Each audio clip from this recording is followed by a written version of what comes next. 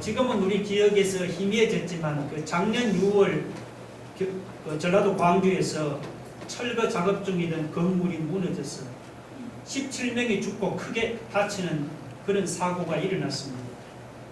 또 천안 그 지하 주차장에서는 세차를 하다가 LPG 통에 폭발하는 사고가 일어나서 큰 재산 피해를 내게 되었죠. 작년만 예를 들 것이 아닙니다. 금년에도 얼마나 많은 사건 사고가 일어났는지 모릅니다.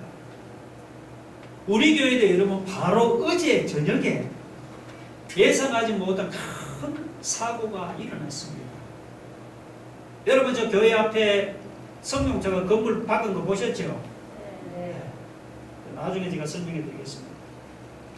다행히 그 사고 중에 하나님께서 1초 사이로 우리 장모님 지켜주시고 그리고 사모와 교회를 지켜주신 것이 너무 감사해요. 그러나 그것이 지금 내가 설교하는 내용은 아닙니다. 오늘 설교 요지는 뭐냐 하면 신자가 그런 사고를 대할 때 빠지기 쉬운 함정이 있다는 것입니다. 그것은 뭐냐? 사람이 당하는 사고나 불행을 죄의 결과로 본다는 것입니다. 많고 많은 사람들 중에 왜 하필이면 저 사람이 무너진 건물에 깔려 죽었을까? 그것은 그 사람이 지은 죄가 있어서 하나님의 벌을 받아서 그런 일을 당했다는 것입니다. 많고 많은 차들 중에서 왜 하필이면 그 사람의 차가 불이 탔을까? 그것은 그 사람이 하나님 앞에서 지은 죄가 있기 때문에 벌을 받아서 그렇게 되었다는 것입니다. 그러면서 자기는 믿음이 좋기 때문에 그런 사고를 당하지 않았다면서 자기가 믿음 좋은 것을 은근히 자랑하는 사람들이 있습니다. 실제로 교회 안에 이런 사람들이 있어요. 그것도 자칭 믿음이 좋다고 자랑하는 사람들 중에 이런 사람들이 들어있습니다. 그런데 본문을 보시면은 이런 사람들은 우리 시대만 있는 것이 아니고 예수님 당시에도 있었습니다. 자, 1절 보시면 그때 마침 두어 사람이 와서 빌라도가 어떤 갈릴리 사람들의 피를 그들의 제물에 섞은 일로 예수께 아뢰되. 자, 갈릴리 사람들이 성전에서 제사를 드리다가 빌라도 총독이 보낸 군사들에게 학살당한 그런 사건이 일어났습니다. 실제로 이스라엘 역사를 보면은 유대인들이 6월절에 성전에서 제사를 드리다가 3,000명이 학살당했다는 그런 기록이 있습니다. 또 하나는 어떤 사건이냐 하니까 실로암 망대가 무너지는 사건입니다. 사진을 보니까 또 실로암에서 망대가 무너져 치어 죽은 18사람이 예루살렘에 간 다른 모든 사람보다 죄가 더 있는 줄 아느냐. 그러니까 그 실로암 망대가 갑자기 무너지는 사고로 18명이 죽는 그런 끔찍한 사고가 일어났습니다.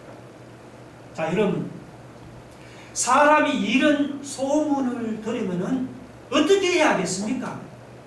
사고 원인을 떠나서 일단 사고로 희생당한 사람에게 애도를 표시하는 것이 당연하지 않습니까? 아무리 갈릴리 사람들이 로마의 반역을 도모했을지라도 성전에서 이렇게 제사 드리는 사람들을 학살하는 만행을 저지른 그 빌라도 총독을 당연히 규탄해야 하지 않겠습니까? 이게 사람의 도리가 아닙니까, 여러분? 그런데 사고를 바라보는 유대인들의 생각은 달랐습니다. 사절을 보면 유대인들은 실로암 망대에 치여 죽은 사람들을 예도하기보다는 그들이 무슨 죄를 보면서 그런 사고를 당했다고 그렇게 생각을 했습니다. 유대인들은 그 빌라도의 만행을 규탄하기보다는 갈릴리 사람들이 무슨 죄가 있어서 하나님의 심판을 당해서 그렇게 끔찍한 일을 당했다고 그렇게 생각을 했습니다. 그런데 예수님의 생각은 달랐죠. 여러분 2절에 보세요. 너희는 이 갈릴리 사람들이 이같이 해받음으로 다른 모든 갈릴리 사람보다 죄가 더 있는 줄 아느냐? 너희에게 이르노니 아니라. 4절 동안 보세요. 또 실로암에서 망대가 무너져 치어 죽은 18사람이 예루살렘에 간 다른 모든 사람보다 죄가 더 있는 줄 아느냐? 너희에게 이르노니 아니라. 너희에게 이르노니 아니라. 예수님은 빌라도에게 학살당한 갈릴리 사람들이나 또 실로암 망대에 치여 죽은 사람들이 다른 사람들보다 죄가 많아서 그런 사고를 당한 것이 아니라고 분명하게 말씀했습니다. 그런데도 우리는 잘못된 시각을 가지고 사람들을 바라보지 않습니까? 혹시 누가 사고를 당했다든지 혹은 누가 성도들 중에 불행을 당했다면 가서 위로할 생각을 하지 않고 저 집사가 만약 죄를 범해서 벌을 받아서 저런 사고를 당했다면서 이상한 눈빛으로 여러분 그렇게 쳐다보지 않습니까? 안 그래도 사고를 당해서 힘들어하는 사람에게 정죄의 눈빛까지 보내는 것이 아닙니까? 물론 여러분 사람이 죄를 범해서 사고를 당한다든지 혹은 불행해지는 경우도 있습니다. 그렇다고 모든 불행이나 모든 사고가 죄를 범해서 당하는 것은 아니에요. 그리고 서로 사람이 죄를 범해서 당하는 불행이나 사고라도 그것은 하나님 보시기에 그렇다는 것이지 내가 함부로 다른 사람이 범하는 불행이나 사고를 죄 때문에 당한 것이라고 그렇게 결론 지어서는 안 되는 거예요. 혹시 남이 당하는 사고나 불행을 보고 여러분이 저 집사 죄를 지어서 저는 벌을 받았다고 정죄했다면 지금 여러분 생각을 바꾸세요. 그것은 뭐냐? 그런 생각은 내가 하나님 자리에서 남을 정죄하는 아주 교만한 짓입니다. 판단은 내가 하는 게 아니고 하나님이 하는 것이죠. 오늘 우리 중에는 하나님 자리에서 함부로 남을 정죄하는 이런 교만한 사람들이 한 명도 없기를 바랍니다. 자, 그러면은 사람들이 당하는 이런 사고가 죄의 결과가 아니면은 무엇입니까? 사고가 죄의 결과가 아니면은 우리는 사고를 어떤 시각으로 바라봐야 합니까?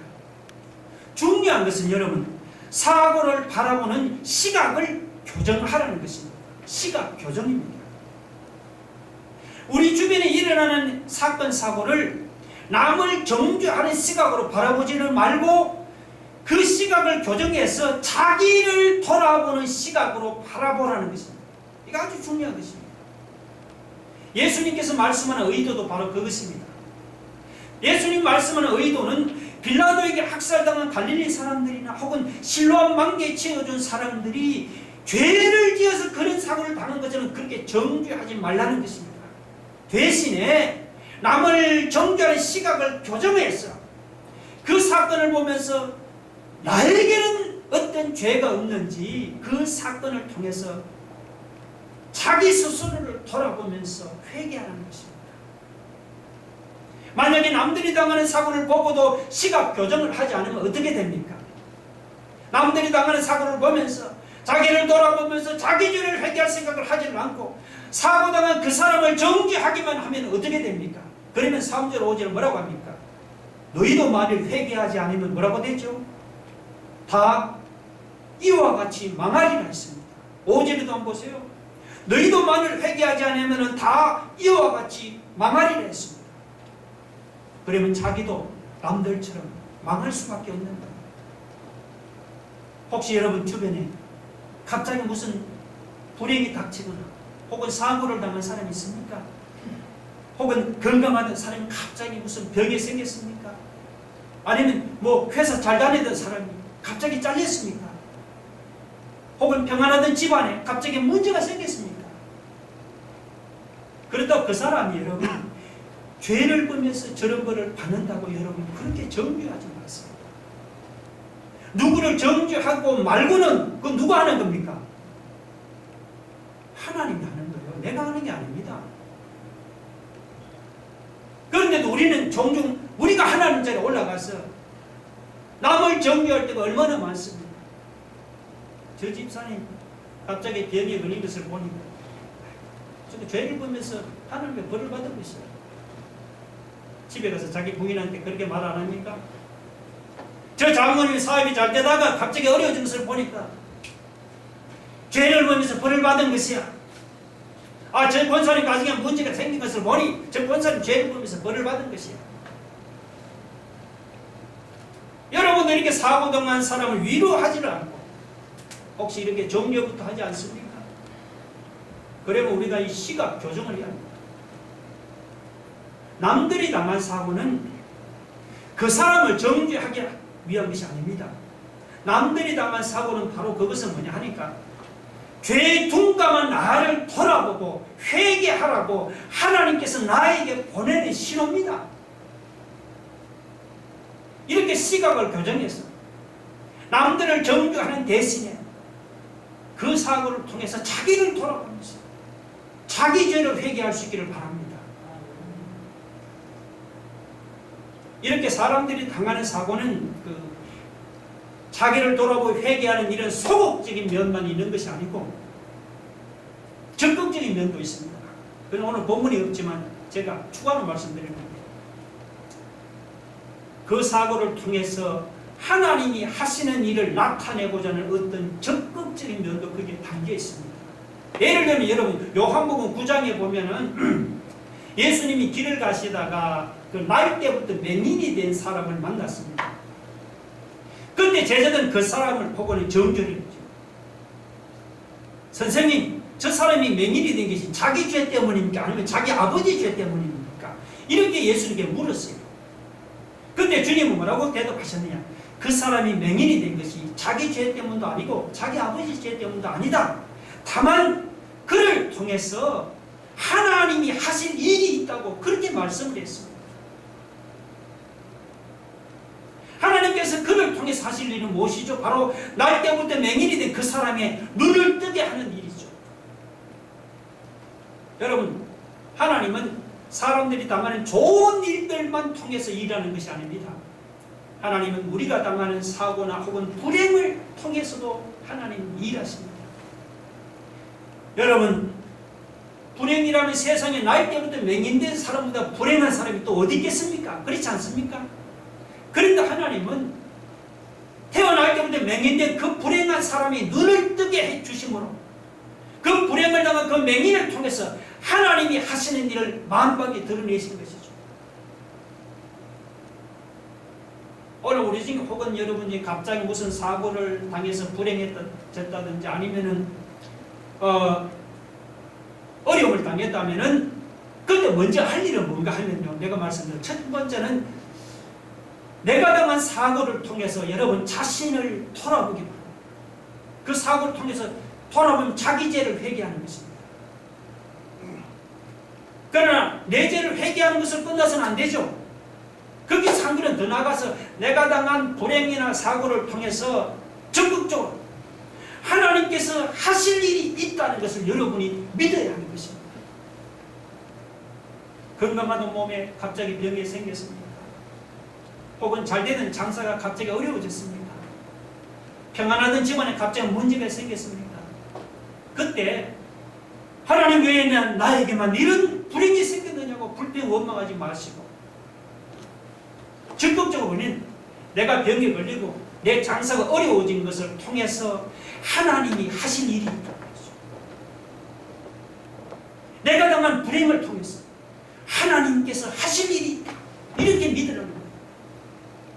물론 내가 건강하고 내 장사가 잘 되고 집안이 평안하면 그보다 좋은 일도 없지요. 그러나 여러분, 내가 병이 안 걸리고 만약 내가 하는 장사가 잘 되고 내 집안에 문제가 안 생겼다면 그러면 뭐냐? 내가 당한 그 어려움이나 그 불행을 이기게 하는 하나님이 하시는 일도 체험할 수가 없는 것이죠. 그런 말씀합니다.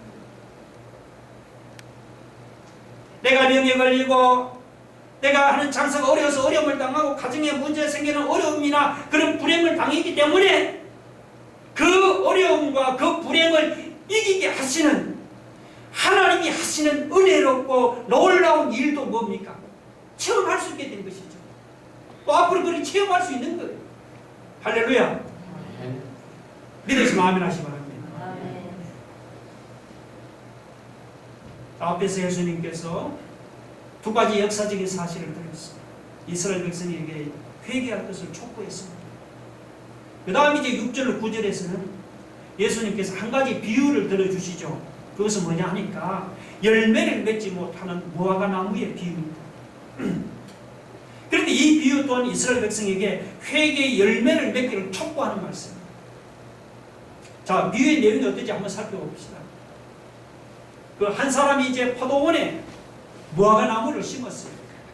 근데 3년이 지나도 열매를 어떻게 맺지 못했지요. 그러니까 주인은 포도원지기에게 저 열매 없는 무화과 나무를 그냥 찍어버리라, 그렇게 말씀했죠. 그러니까 포도원지기는 주인에게 1년만 더 기다려보자고 그렇게 간청을 했습니다. 내가 1년 동안 하고 그럼을 줄이니 그래도 열매를 안 맺으면 그때는 이렇게 찍어버리자, 그렇게 간청을 했습니다. 자, 여러분, 이 비유에서 포도원 주인은 하나님입니다. 포도원 주인은 하나님입니다. 포도원 지기는 누구냐? 예수님이에요. 예수님. 그리고 이 무화과 나무는 이거는 이스라엘 백성을 가르칩니다. 하나님께서 이스라엘 백성들을 사랑하셔서 적과 꿀이 흐르는 가나안 땅으로 심었죠.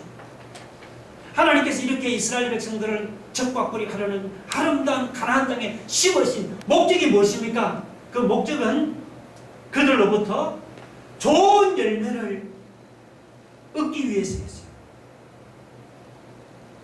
하나님께서 이스라엘 백성들이 좋은 열매 맺기를 이제나 그제나 3년 동안이나 기다렸죠. 그런데 그들은 하나님의 기대를 완전히 저버리고 말았습니다.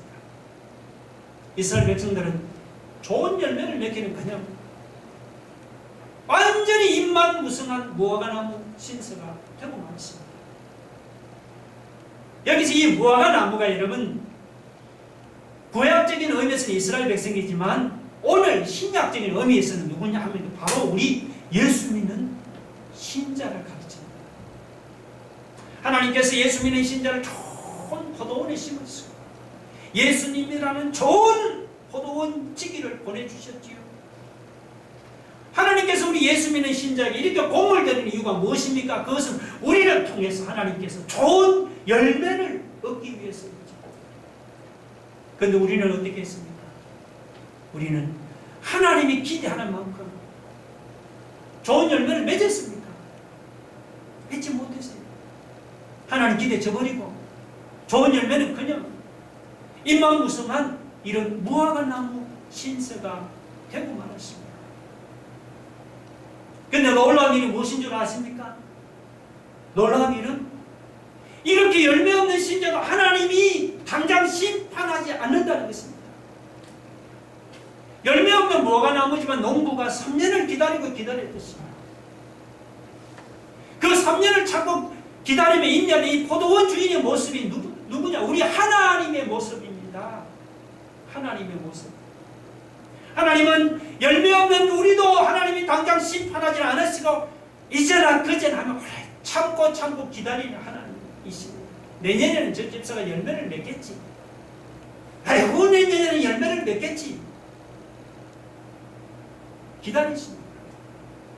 그렇다고 하나님의 인내가 무한정 계속되는 것이 아니지요. 하나님께서 이렇게 참고 인내하는데도 한계가 있어요. 자, 여러분 8절 한번 보세요. 주인이여 금년에도 그들의 부수서 내가 두릅하고 그름을 줄이니 이후에 만일 열매가 맺히면 좋거니와. 그 다음 뭐라고 했습니까? 그렇지 않으면 찍어버릴 수 없어요. 금년 한 해를 더 기다려도 열매를 맺지 못하면 그때는 가차없이 찍어버리라는 것입니다. 참 무서운 말씀이 아니에요. 우리에게도 하나님 무한한 시간이 주어진 것이 아닙니다. 하나님은 우리가 마냥 열매 맺기를 기다리는 분이 아니다 말이죠. 주인이여 금년에도 그대로 두소서. 이후에 만일 열매가 맺히면 좋거니와. 그렇지 않으면 찍어버릴 수 없습니다. 금년 한 해 동안을 기다렸다가 그때도 열매가 없으면 하나님은 우리를 찍어버릴 것입니다. 그렇게 말씀하고 있어요. 여러분 예수 믿은 지 몇 년이 되었습니까? 예수 믿은 지 5년 10년이 되었지만 내 삶의 열매가 나타나지 않습니까? 교회 다닌 지는 오래되었지만 혹시 입만 무성한 무화과나무처럼 내 삶에 하나님이 기대하는 열매가 없습니까? 그럼 우리 모두 회개하고 하나님께로 돌아가야 합니다. 지금도 하나님은 우리가 회개하고 하나님께로 돌아오기를 기다리신다 했습니다. 그러나 그 기다림, 무작정 우리 회개를 기다리는 하나님이 아니잖아요. 주인이여 금년에도 그대로 두소서. 금년에도 열매가 나타나지 않으면 내년에는 뭐라고요? 찍어버리소서. 금년 한 해 열매가 없으면 찍어버리소서. 하나님께서 우리에게 주신 회개의 기회는 그리 많지가 않습니다. 여러분, 우리 자신을 돌아보면서 하나님이 주신 기회가 지나가기 전에 오늘 우리 모두 회개하고 하나님께로 돌아가기를 바랍니다. 무화과 나무가 좋은 열매 맺기를 농부가 이제나 저제나 기다리고 있습니다. 하나님도 우리가 회개하기를 하나님이 기다리십니다. 회개를 기다리시는 하나님 앞에서 우리가 열매 없는 우리의 삶을 한번 돌아보면서 우리가 회개하고 하나님 주신 그 기회가 지나기 전에 회개하고 우리가 하나님께로 돌아가면 열매 없는 우리의 삶에도 풍성한 열매가 맺힐 줄로 믿습니다.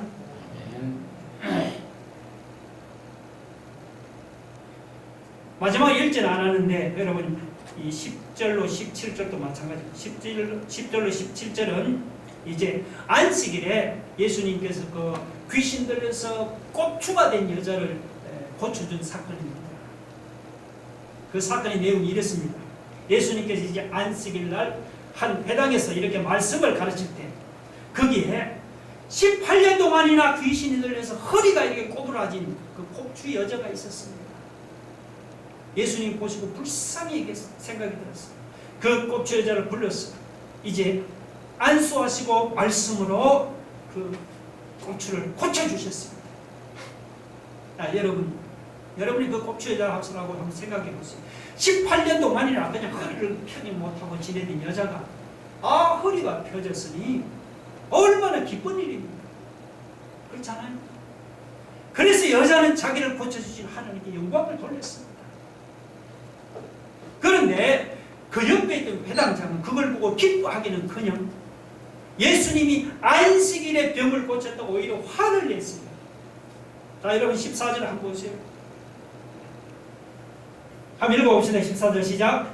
회당장이 예수께서 안식일에 병 고치시는 것을 분명 무리에게 이르되 일할 날이 엿새가 있으니 그동안에 와서 고침을 받을 것이 안식일에는 하지 말 것이니라 하거늘.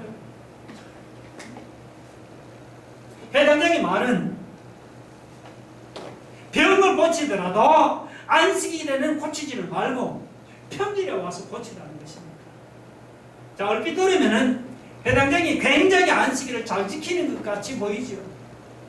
근데 사실은 안식일을 잘 지키는 것이 아니에요. 율법에도 보면 안식일을 하나님께 예배 드리는 날로 지키지만 남을 불쌍히 여기거나 긍휼히 여기는 일은 안식일에도 할 수 있습니다. 자, 여러분, 그러면 남을 불쌍히 여기고 긍휼히 여기는 일이라면 세상에 18년 동안이나 허리를 펴지 못하고 꼬부라져 지내던 그 꼽추를 고쳐준 것보다 남을 긍휼히 여기고 불쌍히 여기니 또 있겠습니까? 그렇잖아요. 그런데 유대인들은 어떻게 했습니까? 자기들은 말이죠. 자기들은 안식일에 자기들의 손한 나귀는 외양간에서 풀어내서 물가로 데리고 와서 물을 먹였어요. 자기들의 손한 나귀는. 그러면서도 예수님이 안식일에 18년 동안 허리를 펴지 못하던 그 불쌍한 꼽추를 고쳐주니까 안식일을 어기고 병자를 고쳤다고 분노했습니다. 세상에 적반하장도 유분수리 이런 억지주장이 어디 있습니까?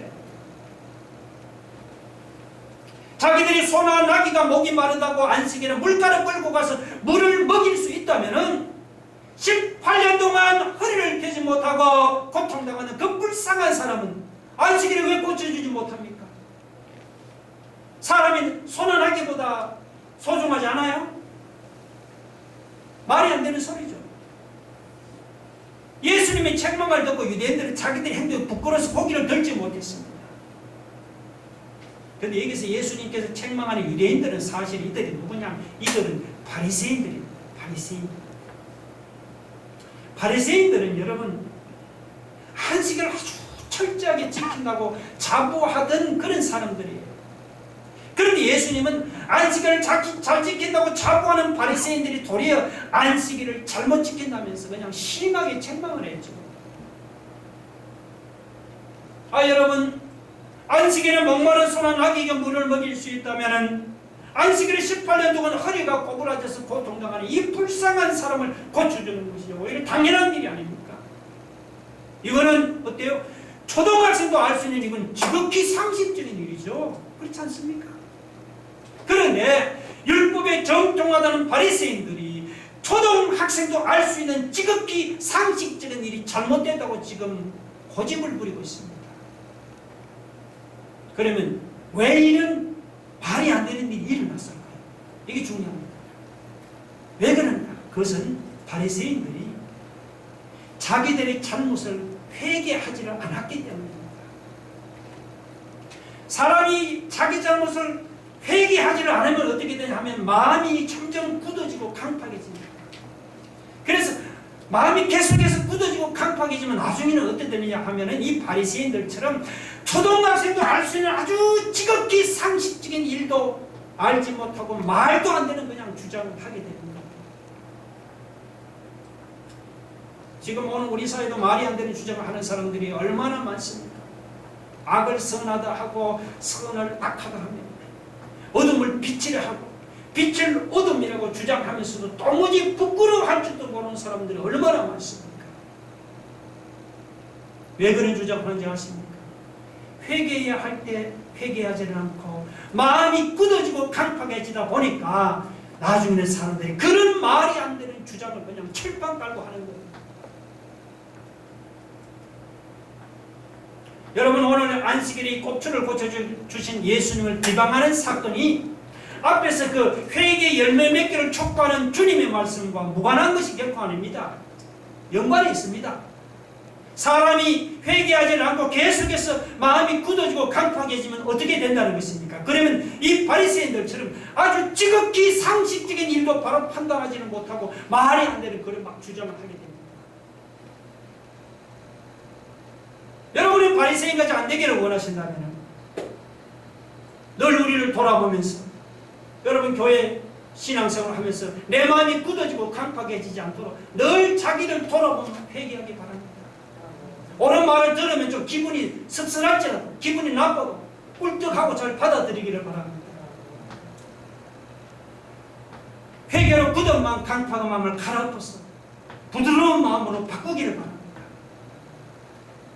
그러면 이렇게 바리새인들처럼 선을 악이라 하고 악을 선이라고 하는 이런 말이 안 되는 주장을 고집하지 않습니다.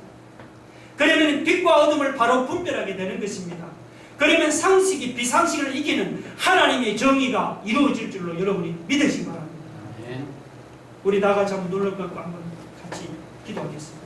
여러분, 사람이 회개하지 않고 강팍해지면은 바리새인들처럼 여러분 말도 안 되는 주장을 하게 됩니다. 우리는 마음이 강팍해지지 않도록 늘 자기를 돌아보고 회개하고 하나님 주신 기회가 지나기 전에 우리가 회개하고 하나님께로 돌아가겠습니다. 혹이라도 남들이 당한 사고를 여러분 그걸 보고 정죄하지 말고 나를 돌아보고 회개하라고 하나님 보내시는 그런 신호로 받아들였습니다. 그리고 내가 당한 사고를 통해 이 사고를 이기게 하시는 하나님이 하시는 일이 있다는 것을 믿고 있습니다. 우리 한번 다 같이 한번 통수를 기도하겠습니다. 하나님 아버지,